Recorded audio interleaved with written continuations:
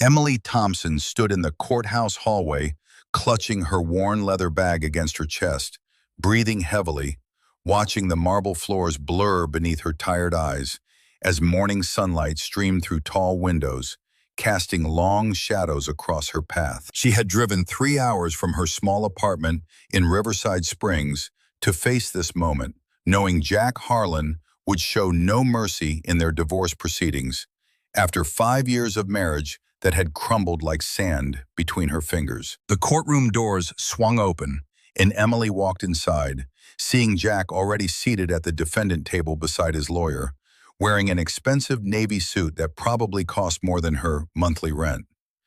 While his new girlfriend, Sarah Klein, sat in the front row, dressed in designer clothes, dripping with jewelry. Emily took her seat across the aisle, feeling the weight of their judgmental stares burning into her simple cotton dress and modest flats that she had bought on sale last season. "All rise," the bailiff announced as Judge Morrison entered, and everyone stood in unison before settling back down for what Emily knew would be a brutal hearing. Jack's lawyer, Marcus Webb, immediately launched into his opening statement, painting Emily as a failed dreamer who had contributed nothing to the marriage, while Jack had built his moderately successful car dealership through hard work and determination. "Your Honor, my client requests full division of assets as Mrs. Thompson has no independent income and relied entirely on Mr. Harlan's financial support throughout their marriage," Marcus declared, gesturing dramatically toward Emily. Sarah leaned forward from her seat, making sure Emily could hear every cruel word about how pathetic it was that she had nothing to show for her life. Emily felt her hands trembling, but kept her expression neutral, remembering the countless nights she had spent coding in secret, building her technology empire under the pseudonym E.T. Morgan.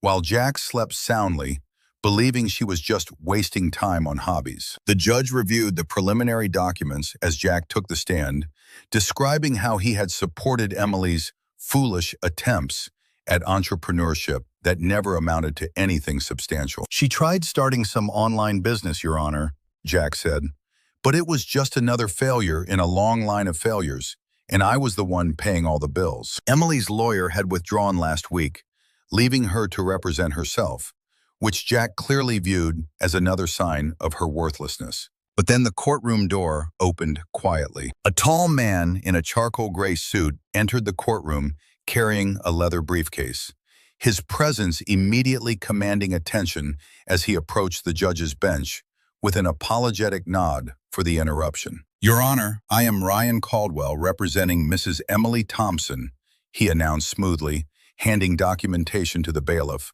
while Emily stared in confusion, having never met this lawyer before in her entire life. Jack's expression shifted from smug satisfaction to irritation as he watched this unexpected development unfold before his eyes. Ryan took his seat beside Emily, leaning close enough that she could smell his subtle cologne, telling her that mutual connections had informed him of her situation, and he wanted to help pro bono. "Mr. Caldwell, this is highly irregular," Judge Morrison stated, adjusting his glasses while reviewing the credentials that showed Ryan was a partner at Caldwell and Associates, one of the most prestigious firms in the state. "I apologize, Your Honor, but I only learned of Mrs. Thompson's case yesterday and felt compelled to offer my services given the circumstances," Ryan explained, maintaining perfect professional composure. Emily felt her heart racing as she studied Ryan's profile, noticing the strong jawline and kind eyes that seemed to see right through her carefully constructed facade of ordinariness. The hearing resumed with Ryan cross-examining Jack about his claims, asking detailed questions about the timeline of their marriage and what exactly Jack had contributed beyond his paycheck. "Mr. Harlan, you stated that you paid all household expenses." Ryan began consulting his notes. "But isn't it true that Mrs. Thompson managed all financial planning, invested your earnings, and turned your initial profits into sustainable growth?" Jack shifted uncomfortably, insisting that any financial success came from his business acumen alone, while Emily had just handled minor bookkeeping tasks. Sarah rolled her eyes from the gallery about how this was a waste of everyone's time, since Emily clearly had nothing, and deserved nothing. Ryan then produced bank statements showing that Emily had maintained a separate account throughout the marriage, though the amounts visible were modest, suggesting she had saved small portions from household budgets. Your Honor, I request a 2-week continuance to properly prepare Mrs. Thompson's case, as there are significant assets and contributions that need proper documentation, Ryan announced, standing with commanding authority. Marcus Webb objected strenuously, claiming this was a delay tactic because Emily had no legitimate defense against the facts. Judge Morrison considered both arguments carefully before granting the continuance, setting a new date exactly 14 days away. Part 3. Emily walked out of the courthouse with Ryan beside her, unable to process what had just happened or understand why this sophisticated lawyer had appeared like some guardian angel. "Who are you really?" Emily asked, stopping on the granite steps as crowds of people flowed around them, heading to various legal appointments throughout the downtown district. Ryan smiled warmly, pulling out his business card, explaining that he had been following the work of E.T. Morgan for 2 years, admiring the innovative technology solutions that had disrupted 3 major industries. Emily's blood ran cold, realizing that somehow this stranger had connected her secret identity to her real-life persona. "Don't worry," Ryan said, quickly raising his hands in a peaceful gesture.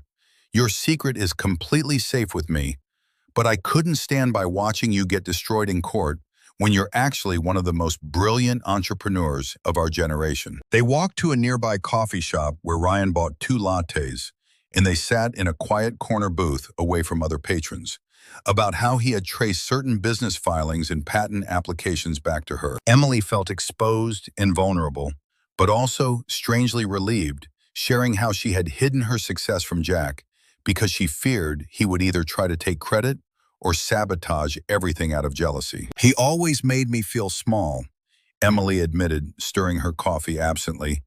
"Every idea I shared he would dismiss as impractical or stupid, so I learned to keep my dreams hidden and work on them in silence." Ryan listened with genuine interest, his eyes never leaving her face, asking questions about her journey from coding basic websites to developing the revolutionary cloud infrastructure platform that Fortune 500 companies now relied upon. As afternoon turned to evening, they remained in that coffee shop, sharing stories about their lives, with Emily feeling more alive and seen than she had in years. Ryan admitted he had gone through his own painful divorce 3 years earlier, which had taught him that sometimes the people closest to us are the least capable of recognizing our true worth. When they finally left the shop, darkness had fallen across the city, and Ryan insisted on walking Emily to her car, parked 2 blocks away in a public garage. "Why are you really helping me?" Emily asked as they stood beside her old Honda sedan.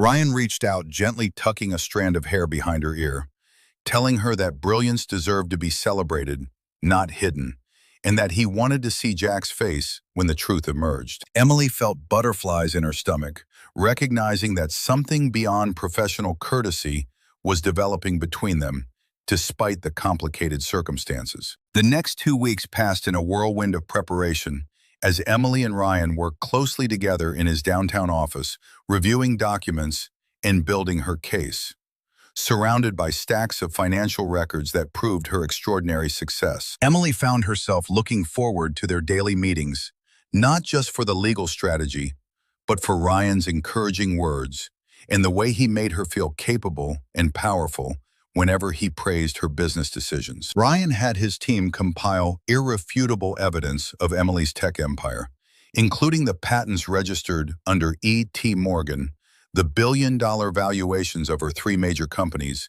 and testimonials from industry leaders who had no idea the mysterious mogul was a quiet woman from Riverside Springs. "Jack is going to lose his mind," Ryan said one evening as they shared takeout Chinese food in his conference room, reviewing the presentation they would unveil in court. Emily felt nervous energy coursing through her veins, worried about the exposure this revelation would bring to her carefully private life. Ryan sensed her anxiety and reached across the table, taking her hand in his, reminding her that she had earned every bit of her success through talent and tireless effort.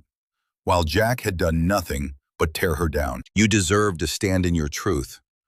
Ryan whispered, his thumb gently caressing her knuckles, as their eyes met in a moment charged with unspoken feelings. Emily pulled back slightly, knowing that getting romantically involved with her lawyer during a divorce was complicated, but unable to deny the connection growing stronger each day. Meanwhile, Jack had been calling Emily repeatedly, demanding she drop her legal representation and accept his settlement terms, which would leave her with almost nothing. Sarah had even shown up at Emily's apartment one night, screaming that Emily was a gold digger, trying to steal what Jack had rightfully earned through his hard work. Emily ignored them both, focusing instead on the final preparations and spending time with Ryan, who had started bringing her coffee each morning with a warm smile that made her heart skip beats. The educational lesson was becoming clear through Emily's journey that hiding your talents to make others comfortable only diminishes your own light, and that true partnership means celebrating each other's successes, not competing or diminishing them. On the night before the final hearing, Ryan took Emily to dinner at an elegant restaurant overlooking the river that Ryan had insisted on buying for her court appearance. "Tomorrow, everything changes," Ryan said, raising his wineglass with admiration and something deeper reflecting in his eyes. Emily clinked her glass against his and admitted that she was terrified, but also excited to finally stop hiding who she really was. Part 5. The courthouse was packed when Emily arrived with Ryan the next morning, wearing her new dress and heels that made her feel like the powerful woman she had secretly been all along. Jack sat at his table, clearly expecting an easy victory, while Sarah occupied her usual front row seat, already celebrating what she assumed would be Emily's public humiliation. Judge Morrison called the hearing to order, and Ryan stood approaching the bench with a sleek presentation remote, requesting permission to present new evidence regarding the marital assets. Marcus Webb looked confused, but the judge allowed Ryan to proceed with visible curiosity about what could possibly change the straightforward case. Ryan dimmed the courtroom lights and projected the first slide showing the logo of Teknova Solutions, one of the fastest-growing cloud computing companies in America, valued at $2.3 billion. Your Honor, I present evidence that Mrs. Emily Thompson is the sole founder and CEO of Teknova Solutions, operating under the business name E.T. Morgan Ryan, announced as gasps echoed through the courtroom. Jack's face went pale, shouting that this was impossible, while Sarah's mouth fell open in shock. Ryan methodically presented slide after slide, showing incorporation documents, patent filings, bank statements, and testimonials from tech industry giants, how Emily had built her empire during the marriage using her own skills and intellect. Furthermore, Ryan continued, Mrs. Thompson also founded DataStream Analytics and CloudBridge Infrastructure, both currently valued at over $1 billion each, making her total net worth approximately $4.8 billion. The courtroom erupted in shocked murmurs as Jack stood frozen, unable to comprehend that the wife he had mocked and belittled was actually a billionaire. Emily remained calm in her seat, watching as her former husband's arrogant facade crumbled into dust. Judge Morrison reviewed the authenticated documents, clearly impressed by the thoroughness of Ryan's presentation and the legitimacy of every claim. Mr. Harlan, the judge said, it appears you have been significantly mistaken about your wife's contributions and capabilities. Marcus Webb tried to argue that Jack deserved half of Emily's assets since they were earned during the marriage, but Ryan shut down that argument immediately. Mrs. Thompson built these companies using skills she possessed before the marriage, funded them with a small inheritance from her grandmother, and grew them through her own labor, often working while Mr. Harlan slept, Ryan explained, including testimony from Emily's former college professors, confirming her coding expertise predated her relationship with Jack. The judge ruled swiftly, granting Emily a complete divorce with no assets owed to Jack, and additionally ordering Jack to pay court costs for wasting everyone's time with fraudulent claims. Jack stormed out, with Sarah running after him, as their dreams of an easy payday evaporated completely. Emily stood, feeling lighter than she had in years, as Ryan approached and pulled her into a professional embrace that lasted just slightly longer than appropriate. Outside the courthouse, Ryan took both her hands and asked if she would have dinner with him that evening, not as her lawyer, but as a man who had fallen completely in love with her strength and brilliance. Emily said yes, as tears of relief and happiness streamed down her face. 6 months later, Emily and Ryan announced their engagement at a tech industry gala, where Emily finally stepped into the spotlight as herself, no longer hiding her success or dimming her light for anyone. The educational wisdom Emily's story teaches us is profound, and that believing in yourself, even when others doubt you, is the foundation of true success, while surrounding yourself with people who celebrate your achievements rather than diminish them is essential for happiness, and that hiding your talents to avoid threatening someone's ego only delays your destiny, and that real love supports and amplifies your greatness, never competing with it or tearing it down, and that revenge is sweetest when it comes through living authentically and succeeding beyond the limitations others try to place upon you. And finally, that your worth is not determined by those who fail to see it, but by the value you create and the integrity with which you live. Claude is AI and can make mistakes. Please double-check responses.